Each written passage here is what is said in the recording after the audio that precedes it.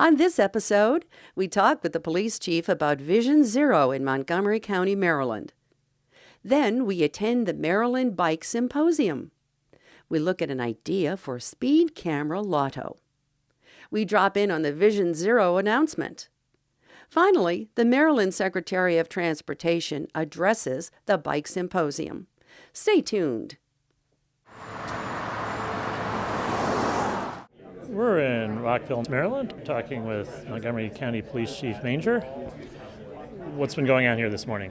Well, I was here with the council talking about Vision Zero. This is an effort to bring the traffic fatalities in Montgomery County down to zero. What sort of problems have you had with traffic fatalities in recent years? Well, last year we had a total of 44 people killed on roadways in Montgomery County. This is the good news is it's down from past years where we've had 50 and 60 people killed, but it's still far too many folks losing their lives. And so what we talked about today was how do we get that number down even further and ultimately get it to zero. And we talked about the three E's, enforcement, education, and engineering. And education being the most important one. You've got to educate people to be safe when they're driving.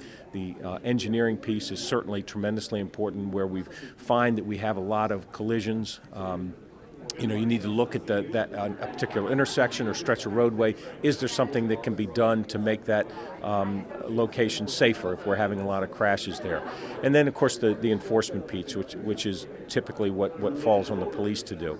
And what we talked about, certainly from the enforcement standpoint, is we've got to do it smartly. Let's find out where these collisions are occurring. Let's find out what the reasons for the collision and target those offenses, target those locations.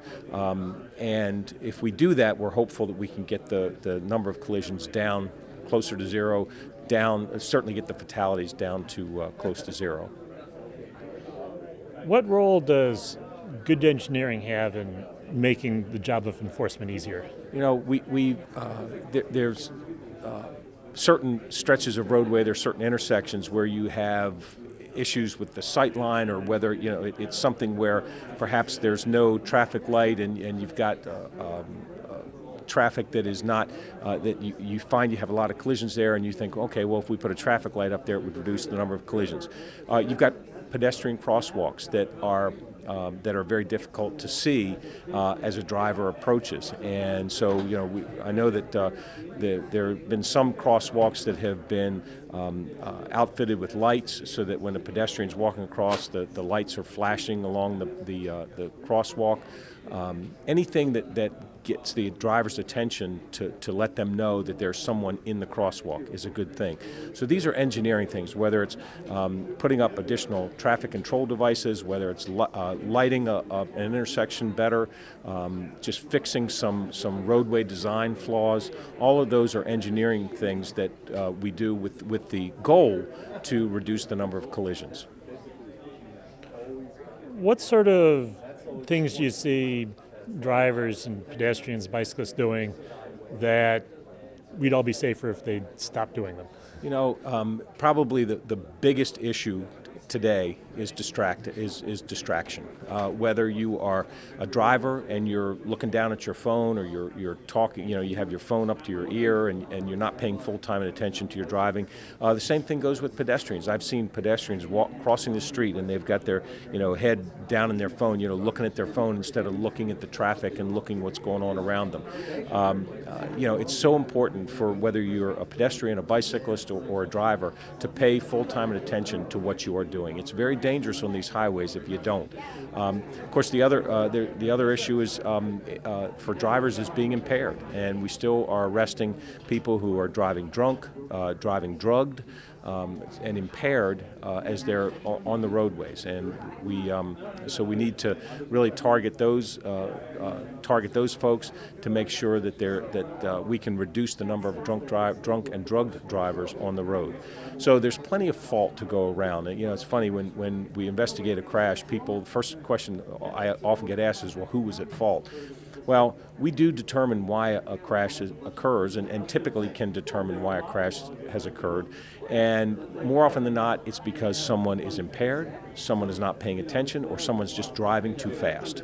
Those are the three top reasons that we have crashes in this county. And if we can reduce those offenses, then we can reduce the number of people that are hurt and killed. You mentioned one of those three was driving too fast. How can automated enforcement assist what your officers do in person? You know, the speed camera program in Montgomery County is loved and hated. You get a lot of folks that I get letters from people saying, please put a speed camera on my street so that we can slow traffic down. I get other people that are just so angry that think that we're just putting these cameras out to raise revenue. The fact is that we're putting them out there to reduce crashes and to get people to drive the speed limit and to make areas of this county safer than they have been. And if the Insurance Institute of America has said that Montgomery County's traffic safety program is a model program for our safe speed program. And while that sounds great, and it's a nice thing to say, the fact is that in my 39 years of being a police officer, there is nothing that has changed driver behavior more than speed cameras. And a lot of folks, I hear it all the time, say, well, we know where the cameras are, so we slow down for the cameras and then they speed right back up. Well, the fact is that we do have mobile cameras out there, and we can target those people that are slowing down for the camera and then speeding right back up. But the fact is that it also creates safety zones. And when we have these cameras near schools or near residential areas where we've had pedestrians struck, where we've had collisions occur, the fact is if people are slowing down even for that brief time, it's a safer area because of it. So I think that automated enforcement does have a role to play. I don't have enough cops to put them at every single intersection and every single stretch of roadway where people are speeding. We still have officers doing that kind of traffic enforcement, but I think that automated enforcement has certainly reduced the number of crashes in this county. But we need to do more in terms of education, in terms of engineering, to add to just the enforcement piece to get people to drive more safely. Montgomery County is part of the much larger Washington region. Last month, the District of Columbia announced they're doing a Vision Zero program. How does that help the county if the surrounding jurisdictions also start taking safety seriously? Well, the folks in the Washington region don't just drive in their little locality. I mean, everybody's going around the Beltway, so any driver could find themselves in Northern Virginia, in D.C., and in Maryland in the same day. So if we've all got that education piece going, if we all are doing what we can to have the safest engineering of our roadways, it's going to help. I think that certainly as law enforcement talks about best practices and strategies that work in terms of enforcement strategies, and we certainly share that information around the region. But if we could get everybody in the metropolitan area to understand what needs to be done to reduce the number of fatalities, to reduce the number of crashes, I think that it'll be a more effective effort if everybody is hearing that same message. We're in Annapolis, Maryland, talking with Emily Ranson, who's advocacy coordinator for Bike Maryland. What is Bike Maryland? Bike Maryland is the statewide advocacy group for all things bicycling within the state of Maryland. We have both an advocacy and education arm of the organization. What was going on here in Annapolis today? Today in Annapolis, we had our annual Maryland Bike Symposium. So the symposium is the day that bicyclists from around the state, and today we had representation from Garrett County, where Deep Creek Lake is, to Ocean City. So that was great. So bicyclists from around the state all joined together, meet with their delegates and senators to talk about bicycling issues. This year the big one is Maryland's 3-foot law. And then also just spends the day all together learning about different programs and funding sources and being able to really commune as that community that we are, although we are geographically spread out. What were some of the highlights of the presentations that were going on today? So today started out with the announcement that as of July 1st, bicyclists will be allowed over the Hatem Bridge. Then the programming moved into the various funding sources that Maryland government has for municipalities and nonprofits to put in bike infrastructure for both transportation and recreation. We then talked about our legislative program that we are pursuing this year. So these are the bills that we are most interested in. And again, the big one on that was Maryland's 3-foot bill, which Maryland was an early adopter, but the original law had a lot of exceptions, and we are trying to make it apply on all Maryland roadways, not just where it's convenient. So after that, our attendees went off to their various delegates and senators' offices and had lunch.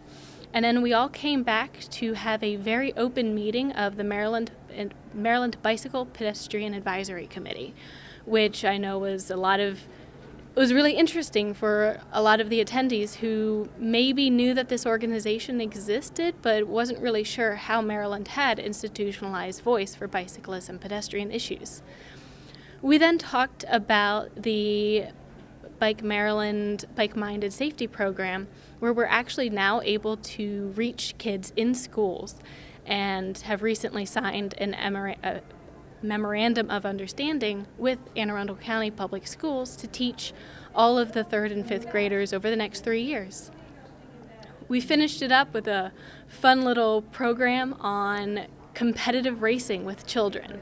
And so Baltimore Youth Cycling is the region's newest team. They are joining Rock Creek Velo as clubs that are getting Maryland residents out on bikes and out in that team atmosphere and getting interested and getting excited. Okay.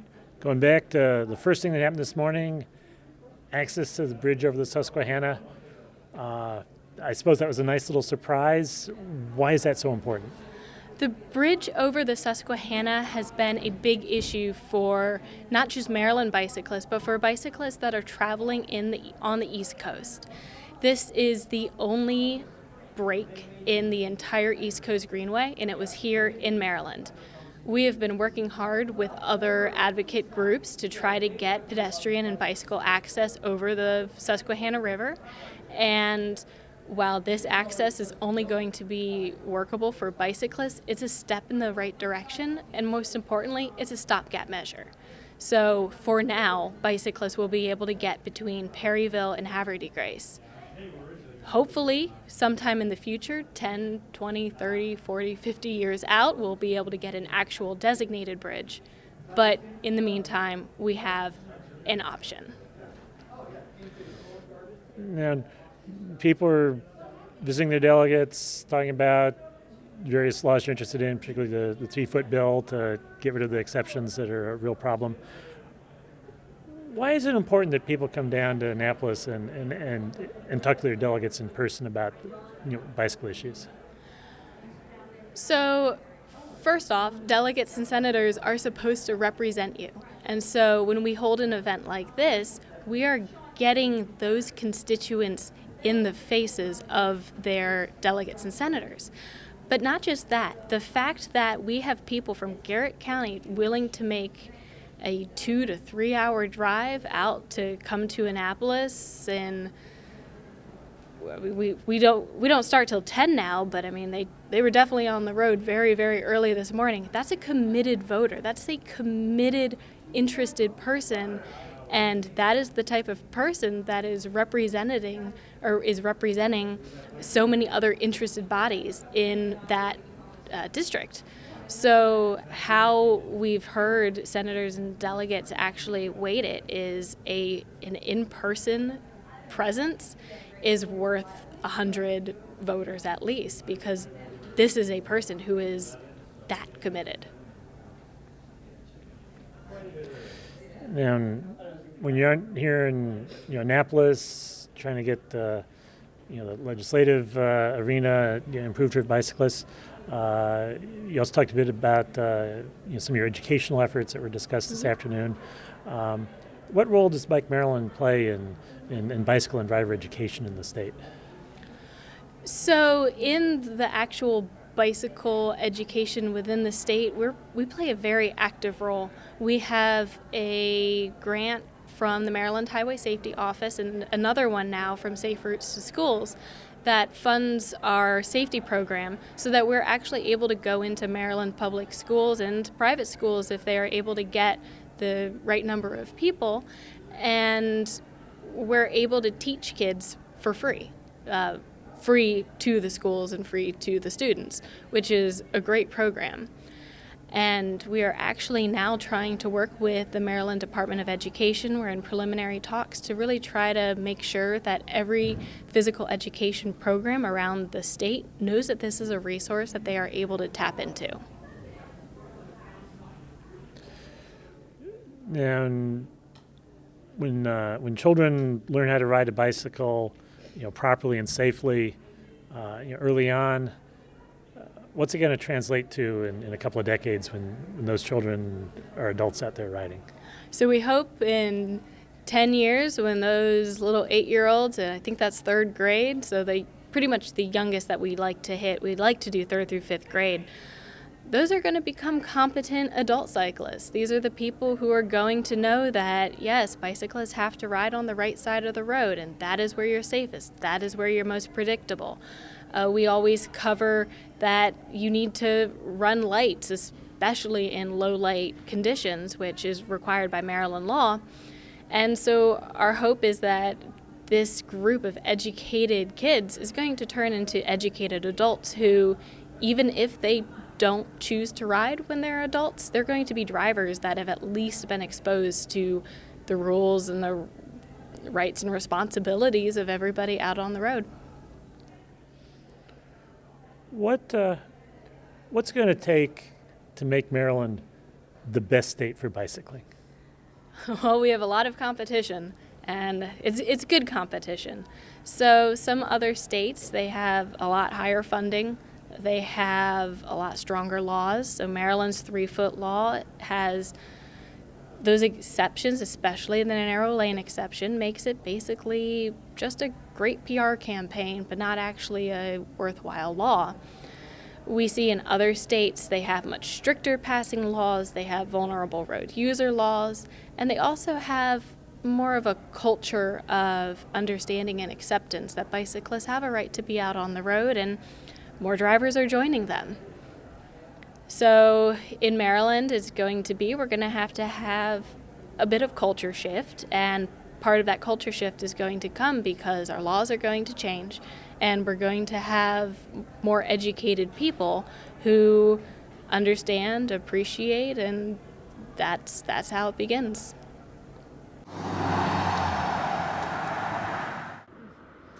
Speed is one of the most important factors in traffic safety.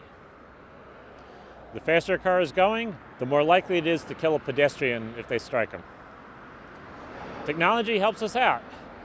With automated traffic enforcement, you don't need to have a police officer everywhere. In Maryland, a driver has to be going at least 12.5 miles an hour over the speed limit before an automated speed camera can give you a ticket. Even with that grace period, where we are in Montgomery County, Maryland, a typical year, they gross $16 million in automated speed tickets. Even after expenses, the county takes in $8 million. But how do we get around the accusation that the county's just being greedy? The solution is simple: speed camera Lotto. We take all those net proceeds that those recklessly speeding drivers contribute to the county, and we divide it up and give it at random to a few drivers who are obeying the speed limit. 0 miles over the speed limit. Speed camera Lotto. Ask for it where you live.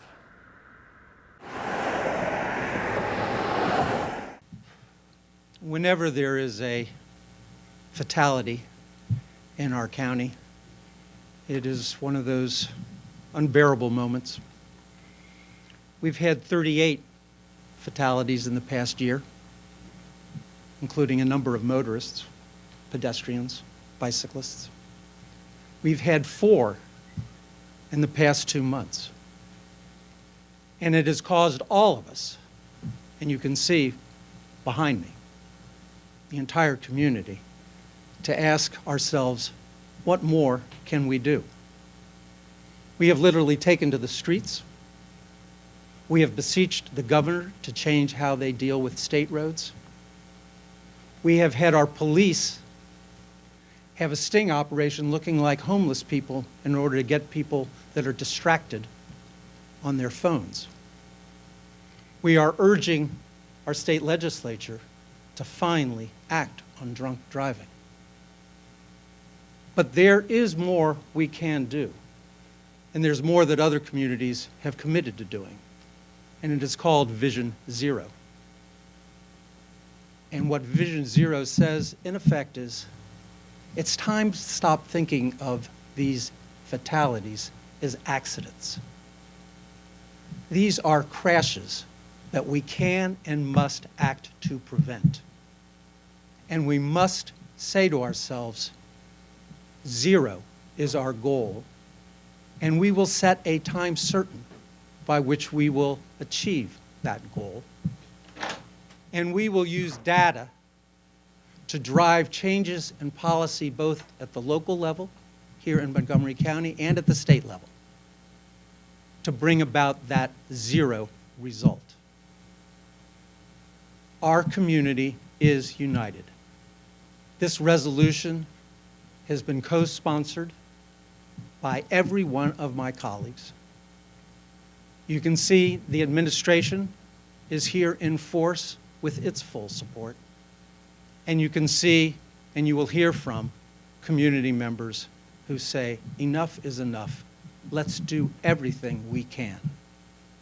And what this resolution that will be introduced today says is exactly that. We are going to do everything that we can to get to zero by a time certain. So we know making investments like this are positive for multimodal transportation. We know that there's benefits for economic development, and to me, it's a great way for us to make investments in a system that clearly there are very passionate supporters of. We also know that partnerships are very important. As we take the dollars that we do have, which are still limited, and how we choose where to invest those that produces the greatest improvements in safety and enjoyment for people who want to use those, those facilities. So, I get it. You can look at me and you can pretty much tell I'm not a bicyclist. I know how to ride one, but that's about it. But we do know, again, as a team, as a very strong team, that bicycling is important to a lot of people. It's part of the transportation system in Maryland, and that's what we have to focus on, is what works here, and that's what we stay focused on. The DOT formed at the end of 2015 an intermodal working group in which we are bringing all of these modes together to see how we can complement each mode's support of other modes. For instance, if you don't know, we have added bicycle cars to MARC trains, and I believe the